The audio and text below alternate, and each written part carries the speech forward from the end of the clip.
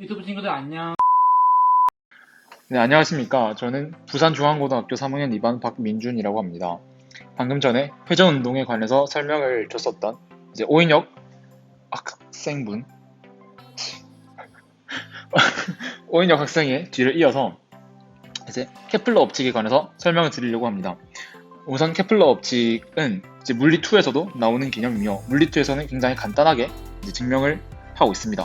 하지만 저희의 궁극적 목표는 조금 더 고등학교 과정에서 벗어난 고급 물리학이나 일반 물리학과 같은 물리를 탐구하는 것이 목적이기 때문에 물리2의 내용이 아닌 고급 물리학의 내용으로 케플러의 제1법칙, 제2법칙, 제3법칙들을 증명해 나가 보려고 합니다. 우선은 케플러 법칙에 본격적으로 들어가기 전에 첫 번째로 일단 알아야 할 것이 있습니다. 바로 돌림힘이라는 것입니다. 케플러 법칙인데 갑자기 돌림힘이 왜 나오냐고 이제 물어보실 수도 있는데 고급 물리학에서 케플러 법칙을 증명하기 위해서 사용하는 공식들 중에서는 이제 굉장히 다양한 분야의 단원들의 그런 공식들을 한꺼번에 모아서 사용하는 경우가 많았기 때문에 돌림힘의 간단한 개념과 여러 공식들을 알아보고자 합니다.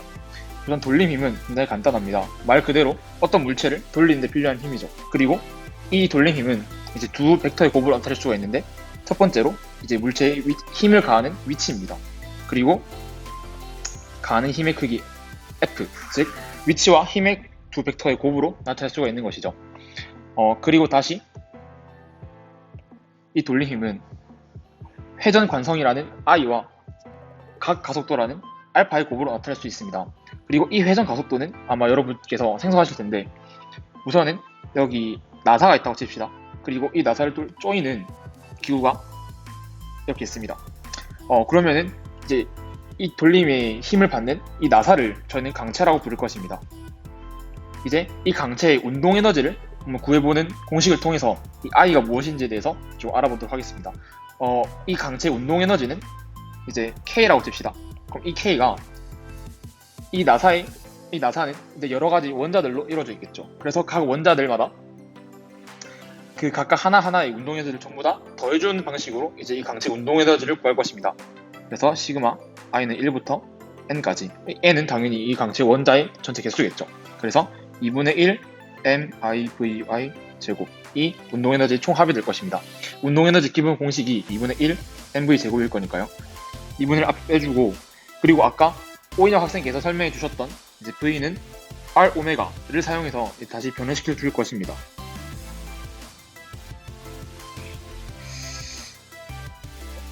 r 제곱 오메가 제곱. 여기서 이제 r은 질.m에 대한 거리이기 때문에 똑같이 i를 변수를 넣어줘야 하고요. 그래서 이만큼의 색깔 바꿀 수 있네. 오케이. 이만큼, 그러니까 2분의 1과 오메가 제곱을 제외한 이 시그마 부분, 이 부분을 저희는 i, 즉 회전 관성이라고 부를 것입니다. 얘는 변하지 않는 부분으로서 뭐 상수라고 표현이 되겠죠.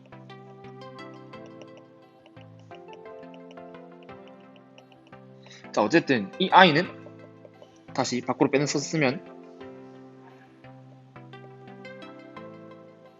이게 됩니다. 그러면은 얘를 다시 처음의 식으로 대입을 했을 때 k는 2분의 1 i 오메가 제곱이 됩니다. 근데 이때 k는 운동 에너지입니다. 그리고 당연히 둘이 같으니까 얘도 운동 에너지겠죠. 근데 이 운동 에너지는 저희가 흔히 알고 있는 2분의 1 mv 제곱과 굉장히 형태가 흡사합니다. 각 속도 그리고 속도 둘 다 속도의 개념으로 서로 대응된다고 할 수 있습니다. 그리고 앞에 2분의 1은 상수니까 둘 같다고 하고, 그럼 이 i인 회전 관성과 질량이 대응되는 값임을 저희는 알 수가 있습니다. 그리고 이 i는 지금 시그마로 나타냈기 때문에 시그마는 곧 적분을 해서 적분 형태로 나타낼 수가 있겠죠. 그래서 인테그랄 r제곱 dm이라고 나타낼 수가 있는 것입니다. 자, 그럼 다시 돌아가서 이 돌림 힘은 i 곱하기 각 가속도라고 나타냈습니다. 그럼 얘는 다시 F는 ma, 즉 돌림 힘도 결국 힘입니다. 그래서 힘을 나타내는 F와 대응이 될 수 있겠고, 그 가속도 그리고 각의 가속도인 알파와 대응이 되어 있고, 그래서 아까 말씀드렸던 질량과 I가 대응된다는 것도 여기서 확인할 수가 있습니다. 자, 그 다음으로 알아볼 것이 바로 각 운동량이라는 것입니다. 자, 각 운동량은 회전 운동에서 회전 운동 상태를 나타내는 물리량을 말합니다. 한마디로 회전하는 물체의 운동량을 말하는 것이겠죠. 자, 그럼 이 각 운동량 기호는 L이라고 써줄 것이고, 이 L은 다시 그 회전하는 물체의 위치 R과 그 회전하는 물체의 운동량, 즉 P의 곱으로 나타낼 수가 있습니다. 그리고 이 운동량은 다시 저희가 물리 1에서 배웠던 P는 mv, 즉 질량과 속도를 곱한 값이 될 수 있겠죠. 그래서 얘는 다시 써보면 L은 rmv, 그리고 이 v는 다시 아까 오인혁 학생분께서 소개해 주셨던 r오메가로 나타낼 수가 있습니다. 그럼 다시 rm 곱하기 r오메가는 mr 제곱 오메가.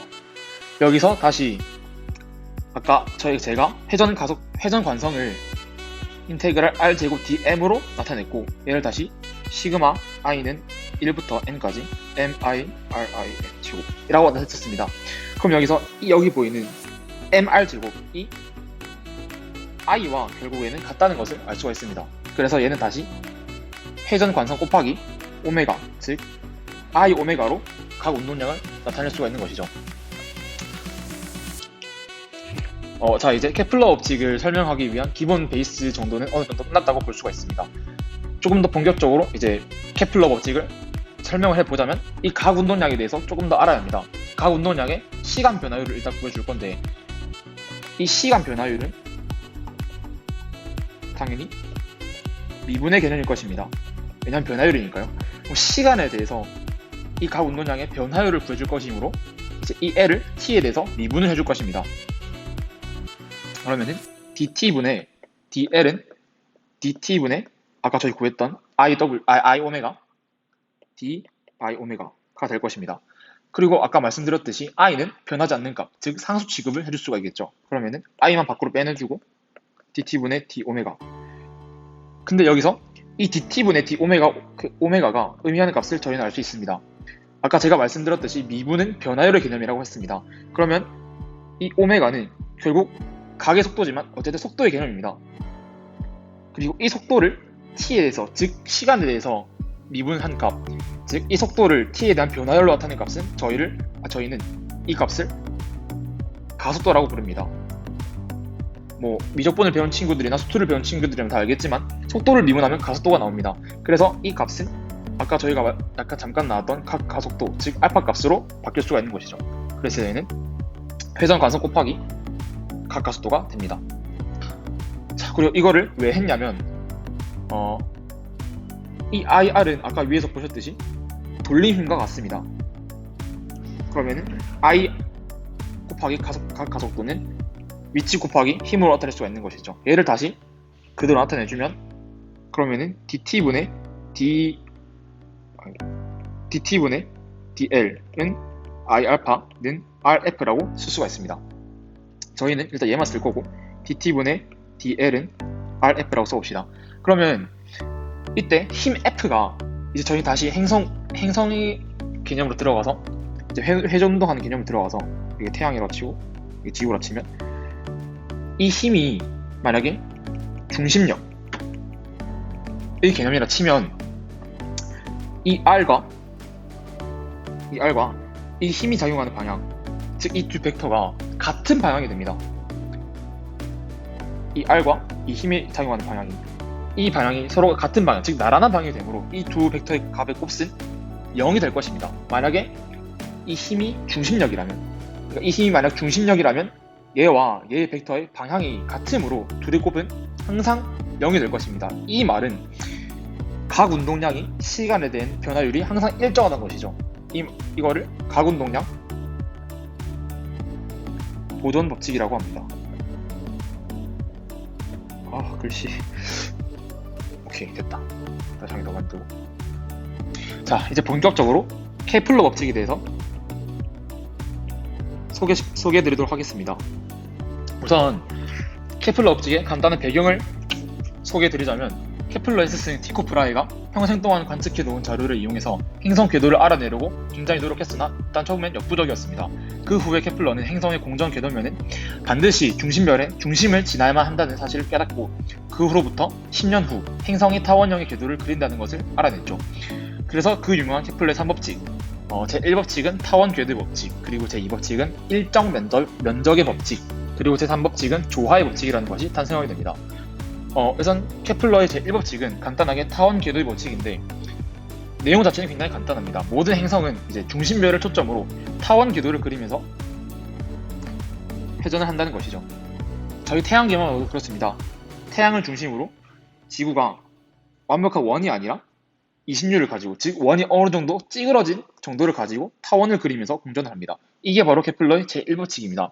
그리고 지금까지 각 운동량이나 돌림힘을 설명했던 이유는 바로 이 제2법칙, 일점 면적의 법칙을 설명하기 위해서입니다. 자, 그럼 일점 면적의 법칙을 설명하기 위해서 간단한 그림을 하나 그려보도록 하겠습니다. 원운동의 중심을 이제 O라고 하고 어떤 물체가 떨어진 만큼의 거리를 R이라고 하겠습니다. 그럼 이 R이 이 물체가 굉장히 작은 속도, 미시시간, 즉 dt만큼 움직였을 때, 이렇게 껐을 때 이만큼 움직이겠죠. 그러면은 이 벡터의 값은 dr이 될 것이며, 그래서 이만큼을 가면서 이만큼 움직인 벡터, 즉 두 벡터의 합을 구하면 이 벡터는 r 플러스 dr이 될 것입니다. 자, 그 다음에 여기서 아까 제가 미시시간, 즉 굉장히 작은 시간, 리미트를 보낸 이 시간만큼의 그림을 그릴 것입니다. 그럼 얘는 이렇게 이 각을 세타라고 친다면 시간이 굉장히 작으니까 이 세타도 거의 0에 가깝겠죠. 그래서 이 벡터와 이 벡터는 거의 나란하게 될 것입니다. 이렇게요. 그러면 이 벡터와 이 벡터, 그리고 dr의 벡터, dr에 해당하는 이 벡터는 수직하게 될 것입니다. 그러면 이 면적을 저희가 구할 수 있게 되는데요. 삼각형의 면적을 구하는 방식과 동일합니다. 그래서 이 면적을 a라고 썼을 때 da는 2분의 1 곱하기 절대값 r 곱하기 dr이라고 하는 것이죠. 여기서 절대값은 이 r과 dr의 벡터값이기 때문에 이제 방향에 대한 변수를 없애고자 절대값을 붙였습니다. 그래서 이 dt를 다시 소비된 시간 dt로 나눠주게 되면 이제 이 dr은 거리 개념이니까 s는 vt, 그러니까 시간으로 나누면 속력이 나온다는 소리겠죠. 그러면 얘는 다시 dt분의 da는 2분의 1 곱하기 r 곱하기 v가 될 것입니다. 자, 그럼 여기서 아까 써먹었던 v는 r 오메가 다시 등장할 차례입니다. 이 면적의 값을 시간으로 나눠주면 이렇게 2분의 1 곱하기 절대값 r 곱하기 v의 값이 생겨날 것입니다. 우린 여기서 m을 추가해 줄 것입니다. 즉 질량이죠. 질량을 왜 추가해 주냐면 일단은 여기에 m을 한 개 붙여주면 여기 안에 m이 한 개 생겨날 수 있을 것입니다. 어차피 곱했을 때 둘이 사라질 것이니까요. 그러면은 r 곱하기 mv는 아까 우리가 각 운동량이라고 배웠습니다. 왜냐면 r 곱하기 p가 l이니까요. 그러면 얘를 곧 l로 고칠 수가 있겠죠. 그래서 결국에 dt분의 da는 2m분의 l이 될 것입니다. 자, 그럼 이 말이 의미하는 바가 가장 중요합니다. 이 dt분의 da라는 것의 의미는 시간에 따라서 이 면적이 얼마나 변하느냐, 즉 시간에 따른 면적의 변화율을 뜻하는 것이겠죠. 그리고 얘는 저희는 항상 지금 케플러 법칙을 설명한 중이니까 행성 궤도를 항상 생각해야 합니다. 그럼 여기서 힘에 해당하는 이 F, 얘는 항상 중심력이 되겠죠. 그리고 아까 가정을 했을 때 이 힘이 만약 중심력이라면 각 운동량에 항상 보존된다는 법칙을 알 수 있었습니다. 그러니까 시간에 대한 면적의 변화율, 즉 2m분의 L은 항상 동일하다는 것입니다. 왜냐하면 시간에 대한 변화율이 같으니까요, L은. 그리고 M은 상수값이고, 그러니까 이 값은 항상 보존되게 됩니다. 얘가 바로 케플러 제2법칙이죠. 일점 면적의 법칙. 그림을 잠깐 그려보면 여기 공전 궤도 요인이 있고, 여기 태양이 있고, 여기 행성이 있는데 여기서 당연히 힘을 더 가까이 받으니까 더 빠르게 움직이겠죠. 그래서 같은 시간 동안 더 많은 면적을 갈 것입니다. 이 면적을 C라고 하겠습니다. 그리고 같은 시간 T, 그리고 가장 먼 곳에서는 가장 느리게 움직이겠죠. 힘을 약하게 받으니까 같은 시간 T, 그리고 그냥 아무 의미 없게 여기 B라고 하겠습니다. 얘네 면적은 다 같습니다. 왜냐면 같은 시간 동안 움직였기 때문이죠. 시간에 대한 면적의 변화율, 이 2m분의 L인데 이 시간에 대한 변화율은 L은 항상 같다고 했습니다. 그러니까 2m분의 L은 A는 B는 C로 항상 같게 되겠죠. 이게 바로 케플러 제2법칙입니다. 자, 마지막으로 케플러 제3법칙을 설명하도록 하겠습니다. 아까 dt분의 da는 2n분의 L이라고 했습니다. 그럼 얘는 다시 dt에 대해서 정리를 해주게 되면 dt는 L분의 2m 곱하기 da가 됩니다. 그리고 얘를 저희는 양변을 적분해 줄 것입니다. 적분을 하게 되면 이제 인테그랄 정적분이겠죠.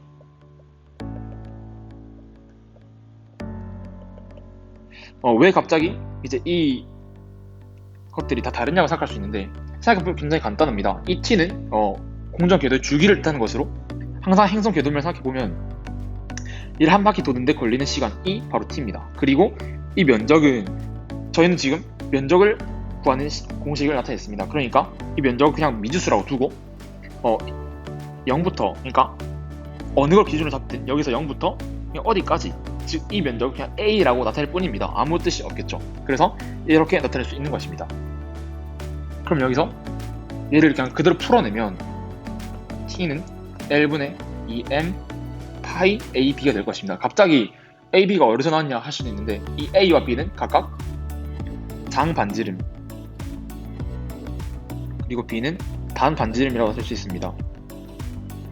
그냥 말 그대로 얘는 공전 궤도면 타원형이니까 짧은 반지름도 있고 긴 반지름도 있어서 둘을 ab라고 뜨는 것입니다.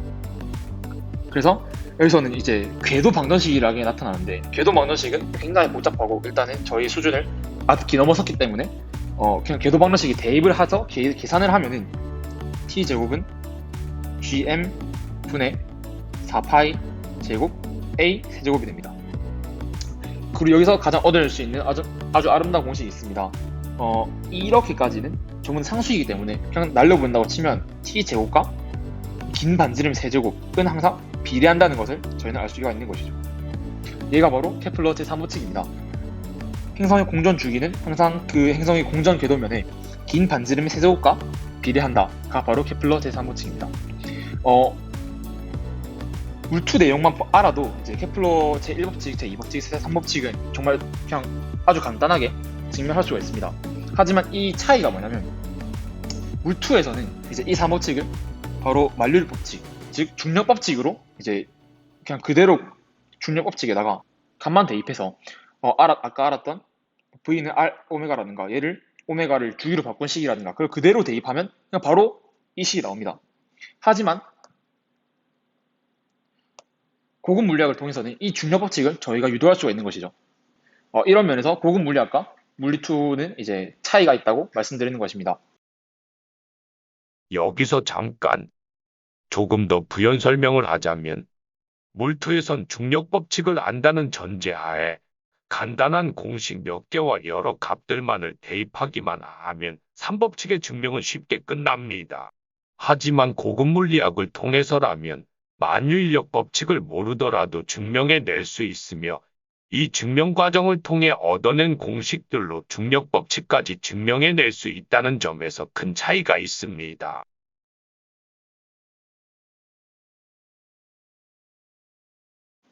저는 이번에 포물선 운동과 그다음에 이 회전 운동 그리고 구심력과 구심 가속도에 대해 설명하면서 좀 더 물투를 깊게 이해할 수 있는 기회를 가진 것 같아서 좋았던 것 같습니다.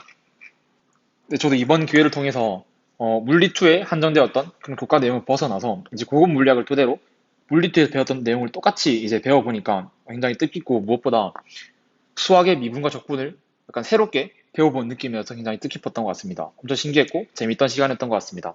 감사합니다.